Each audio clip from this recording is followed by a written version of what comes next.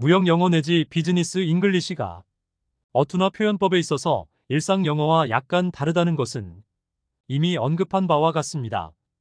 그러한 관점에서 비즈니스 이메일이나 레터 작성 시에 참고할 만한 사항 내지 유의점들을 알아보겠습니다. 오늘은 그 첫째 시간입니다. 먼저 참고 사항 중 첫째는 I가 아니라 we입니다. 우리나라에서는 기업 간의 문서에 자기 자신의 회사를 지칭할 때에 폐사, 당사, 우리 회사, 우리 등으로 쓰는 것이 일반적입니다. 그러나 국제 비즈니스 통신문에서는 자기 회사를 가리킬 때 우리, 즉 we라고 합니다. 우리 회사는 어떠어떠한 기업입니다. 라고 할 때에 weare로 시작하는 것이 보통인데 그러다 보니 레터나 메일에 모든 패러그래프가 we로 시작하는 경우도 있습니다. 이에 대해서는 아래 두 번째 유의점에서 다루기로 합니다. 물론 명백히 나 자신, 나 개인을 가리킬 경우에는 I라고 해도 무방하지만 우리 회사를 말하는 경우에는 we라고 하는 것이 보통입니다. I 대신 we를 사용하는 것은 비즈니스 상호작용에 집합적이고 협력적인 성격을 반영한다고도 할 수가 있어서 의사결정과 약속이 조직 전체에서 이루어진다는 관점에서 비즈니스 파트너에게 신뢰를 줄 수 있다는 의미도 있다고 하겠습니다. 둘째, we 보다는 you입니다. 남을 먼저 배려한다. 즉 남을 먼저, 나를 나중에 라는 의미의 바로 그 you attitude를 가지라는 것입니다. 그렇게 함으로써 상대편의 호감을 살 수가 있을 것입니다. 단순히 we와 같은 1인칭 대명사 대신에 you와 같은 2인칭 대명사를 많이 쓰라는 산술적인 차이를 말하는 것이 아니라 문맥에 흐르는 필자의 정신자세, 정신적인 태도가 중요하다라는 이야기가 되겠습니다. 비즈니스 레터를 쓰다 보면 4개 내지 5개의 문단 전부를 we로 시작하게 되기도 하는데 아무래도 나는 내가 라고 하는 말버릇과도 연관이 있는 것 같습니다. 받는 사람의 입장에서 보면 자신의 입장만 주장하는 듯한 인상을 줄 수도 있겠습니다. 그러므로 거래의 상대방을 배려한다, 존중한다 라는 관점에서 you로 시작하는 문장을 섞어주는 것이 좋겠습니다. 가주어, 즉 it을 사용하거나 무생물을 주어로 문장을 만들어 보는 것도 좋은 방법이 되겠습니다. 셋째, 약어는 풀어서입니다. 우리는 일상생활에서 다양한 약어를 쓰기도 하지만 특정 업계에 종사하는 사람끼리는 동종업계에서만 쓰이고 있는 다양한 약어를 사용하고 있습니다. 그러나 비즈니스 레터나 이메일에서는 약어를 쓰지 않는 것이 보통입니다. 이는 명확성을 보장하고 잠재적인 오해를 방지하는 데 도움이 됩니다. 예를 들어 co는 컴퍼니, corp는 코퍼레이션, LAX는 로스앤젤레스, ASAP는 as soon as possible, FIR은 for your reference, CERT는 certificate 등입니다.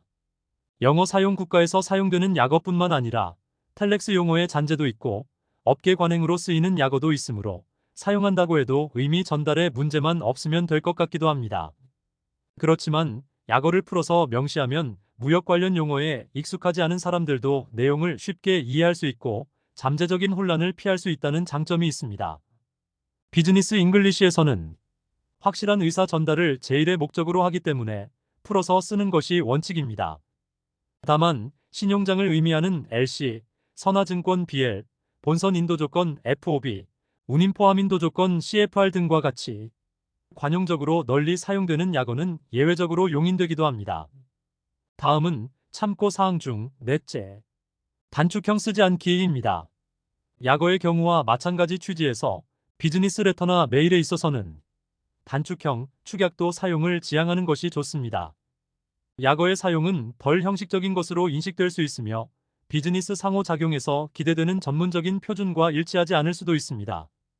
want, shouldn't, isn't, haven't, don't, ain't, were, we've, with 등의 경우 풀어서 쓰는 것이 좋겠습니다. 요일과 달의 명칭도 Monday, Tuesday, Wednesday, January, February, March 등으로 풀어서 쓰도록 합니다. 또 우리말과 마찬가지로 영어에도 문어체와 구어체가 있는데 구어체는 가급적이면 피하는 것이 좋고 특히 구어체에서 많이 사용되는 곤나, 가러 등의 말은 going to, have got to 등으로 바꿔 쓰도록 합니다.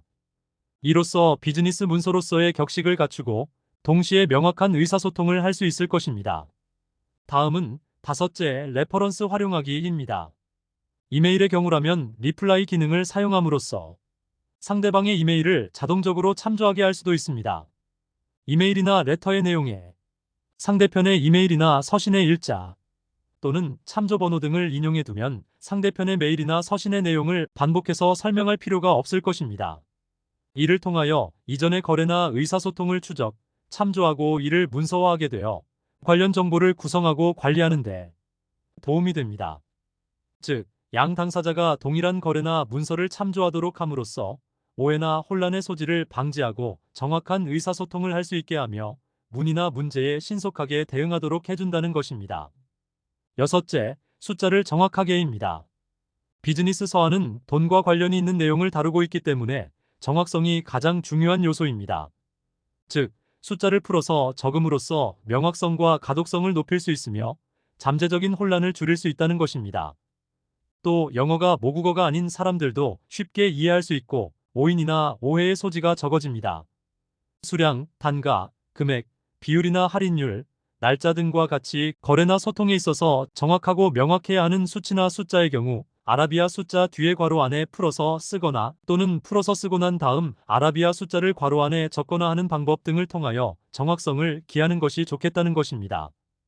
예를 들어 1, 10과 같은 방법이나 9, 12 등과 같이 병기를 한다는 것입니다.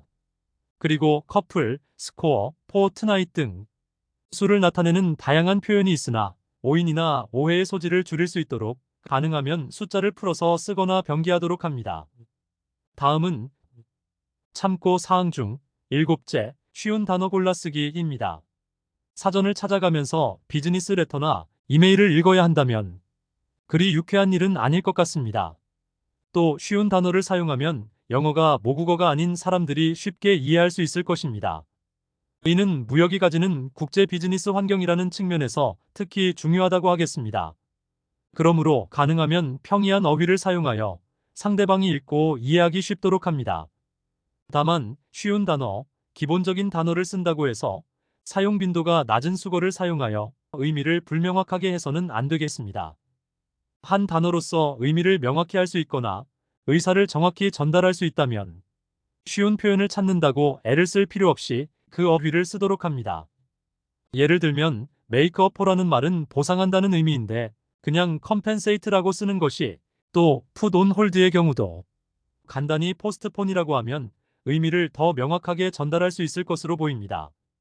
동시에 비즈니스 커뮤니케이션에서 평이함과 단순함이 권장된다고는 하지만 전문적인 분위기를 유지하는 것도 또한 유념하여야 할 것입니다.